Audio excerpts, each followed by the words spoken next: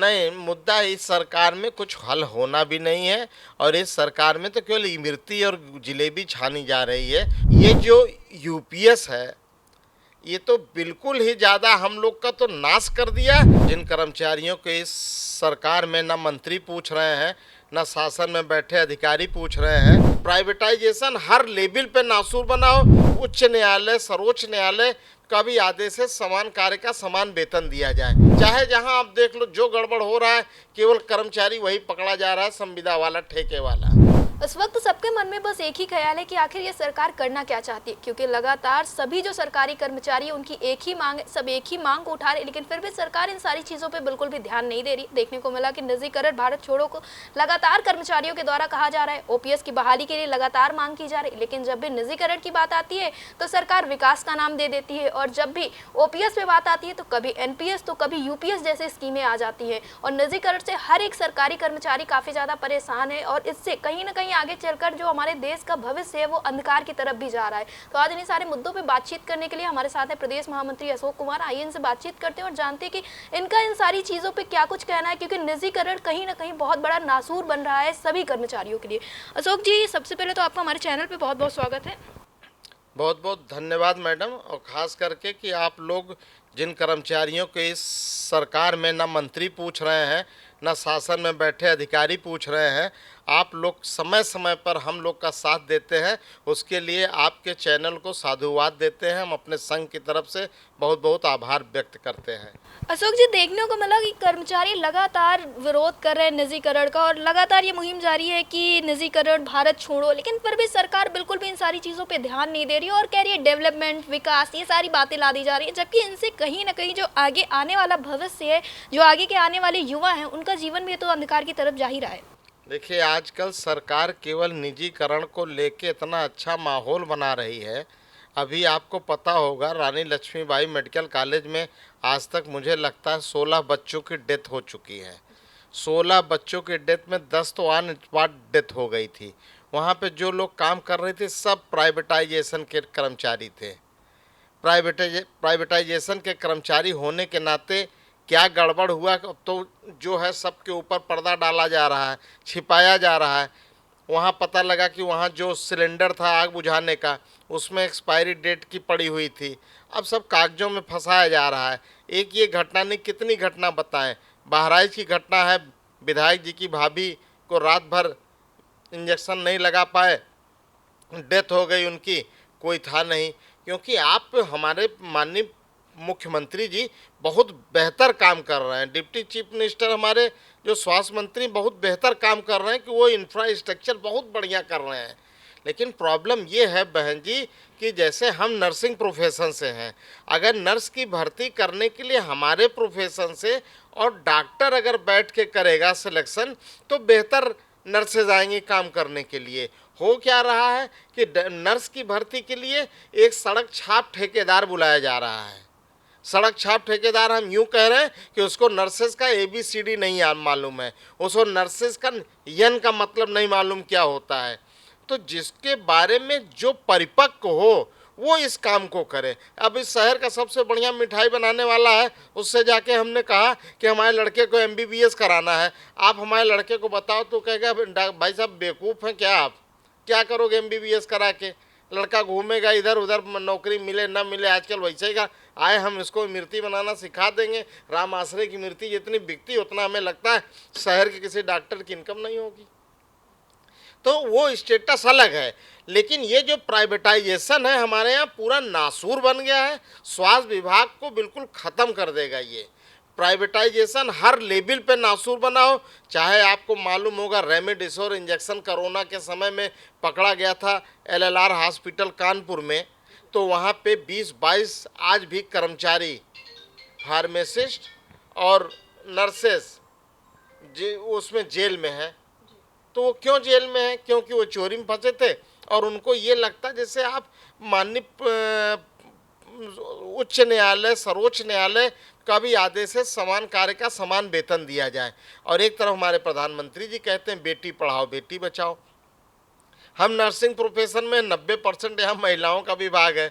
90% महिलाओं में हाँ, आप अगर परमानेंट जॉब करती हो मेरे यहाँ तो 65 से 70 हज़ार तनख्वाह है। हम उसी जॉब को पीपीपी योजना के तहत करते हैं तो 15 से 18 हज़ार हमारी तनख्वाह है।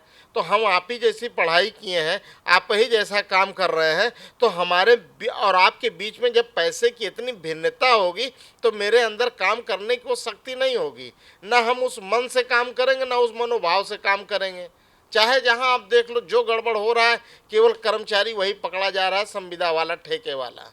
क्योंकि वो कहीं ना कहीं से आके ठेके में भर्ती कैसी हो रही है मुझे बताने की ज़रूरत नहीं, आप सब जानते हो कि देखने को मिला कि जो नर्सेज संघ था, इसमें जो नर्सेज हैं इनका सबसे बड़ा एक मुद्दा था कि इनका जो स्थानांतरण है वो एक बहुत गलत तरीके से किया जा रहा है। आप भी हमारे साथ कई बार डिबेट में बैठे और उसको बताया भी, तो क्या अभी तक ये मुद्दा किसी भी तरह से सुनिश्चित हो पाया, हल हो पाया है?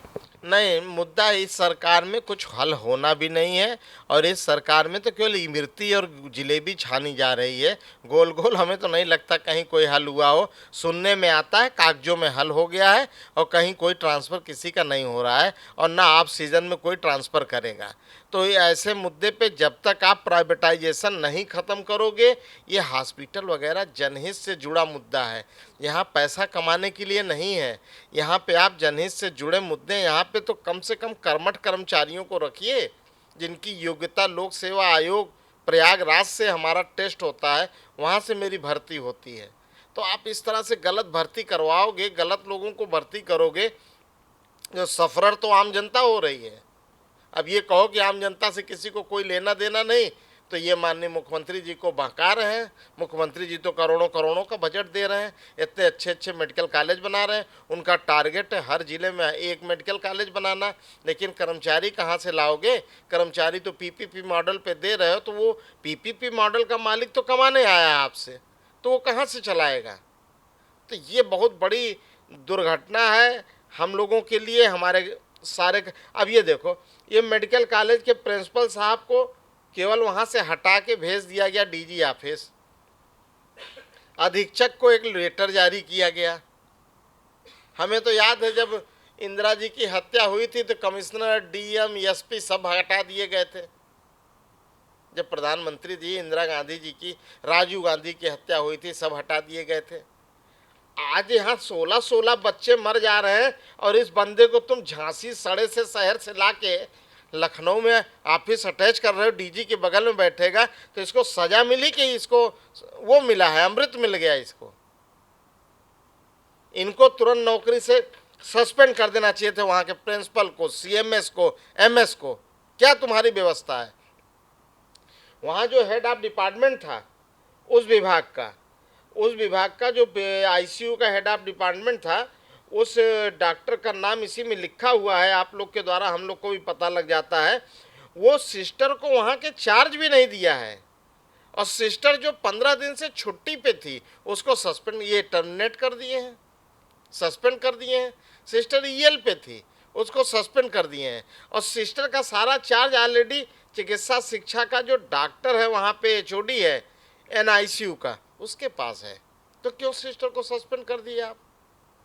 तो बड़ी विडंबना है। केवल हमारे जो ये कर्मचारी भर्ती किए जा रहे हैं इनको केवल सस्पेंड करो, नौकरी से हटाओ, यही है जो राजा महाराजाओं के समय चलता था, वही चल रहा है। जैसा आपने टेंडर की बात की, और ऐसा ही कुछ ओपीएस, यूपीएस और एनपीएस के मुद्दे में भी देखा गया कि अब जो युवा हैं या जो अब एनपीएस और यूपीएस के तहत आ रहे, उनकी जो स्कीम है, उनकी जो बैठकों में ओपीएस वालों को बुलाया जा रहा है। तो ऐसे में कर्मचारियों का काफ़ी ज़्यादा विरोध है कि वो तो ऑलरेडी ओपीएस ले ही रहे हैं, तो वो एनपीएस और यूपीएस को क्यों बढ़ावा दे रहे हैं? देखिए, सबसे बड़ी बात है, ये सरकार चाहे हमारी यहाँ पे हो, चाहे हमारी दिल्ली में हो, इन सरकार में हमारे जो मुखिया हैं, चाहे माननीय नरेंद्र मोदी साहब हो, चाहे हमारे योगी आदित्यनाथ साहब हो, ये कभी नहीं चाहते कि कर्मचारियों का नुकसान हो।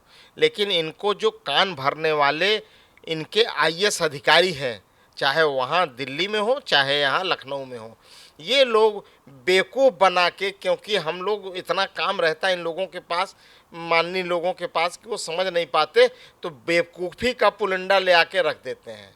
आप बताओ ये क्या है? ये जो यूपीएस है, ये तो बिल्कुल ही ज़्यादा हम लोग का तो नाश कर दिया। और जो इनके माननीय प्रधानमंत्री जी के लोग दोस्त कहते हैं, बड़े बड़े आदमी हैं, उनका तो माला माल कर दिया। आप लोगों के द्वारा तो ये भी कहा गया था कि यूपीएस जो है उसका यूनिफाइड पेंशन स्कीम नहीं बल्कि उल्टा पुल्टा स्कीम है। बिल्कुल, ये यूनिफाइड पेंशन स्कीम नहीं, ये उल्टा पुल्टा स्कीम है।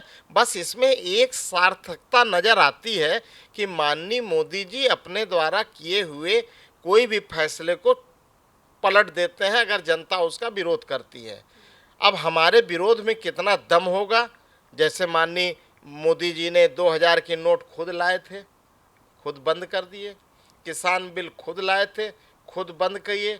नागरिक सुरक्षा बिल खुद लाए थे, खुद बंद कर दिए। लेटरल एंट्री से आईएएस की भर्ती कर रहे थे, खुद बंद कर दिए। तो मुझे ये लग रहा था ये माननीय अटल बिहारी वाजपेयी जी ने न्यू पेंशन स्कीम लाई थी। अब मोदी जी ने इसको यूपीएस करके ला दिया है। अब हमारा विरोध चल रहा है और तेज़ी से चल रहा है। हम लोग लगता है कि वो इसको माननीय मंत्री जी यू के ऊपर जो जरा सा जगह बचा है उसको ओ बना के ओपीएस करवा देंगे और जल्दी से जल्दी ओपीएस बहाल होगी देश के कर्मचारियों के लिए। जी, हाल फिलहाल में आपने डीजी से भी मुलाकात की थी, तो डीजी के मुलाकात के दौरान क्या कुछ निकल कर सामने आया है? डीजी से मुलाकात तो हम अपने एसोसिएशन के, हमारे यहाँ नर्सेज के जो पद हैं उन पदों पे जो भर्ती होती हैं, जो सिलेक्ट वो प्रमोशन होता है, उसके बारे में बात किए थे। एसीपी को लेके बात हुए थे। जितने हमारे पद हैं उन पदों पे कम हमारी वो हो पाई हैं प्रमोशन, सीटें छोड़ रखा इन्होंने, इस पे बात किए हैं। आज पहला दिन था, शिष्टाचारिक मुलाकात भी थी, तो ज़्यादा न करके इनको अभी 10-5 दिन के अंदर हम एक पत्र लिख के देंगे और उनको टाइम देंगे कि जल्दी से जल्दी इस पे करें।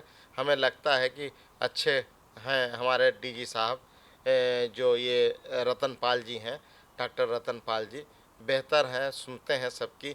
और उन्होंने आज हम लोग को आश्वासन दिया कि आप लोग कोई काम नहीं करता है अगर आपका डायरेक्टर, जॉइंट डायरेक्टर बाबू किसी भी लेवल पे, तो आप किसी से नहीं बात करेंगे, सीधे हमको बताएंगे।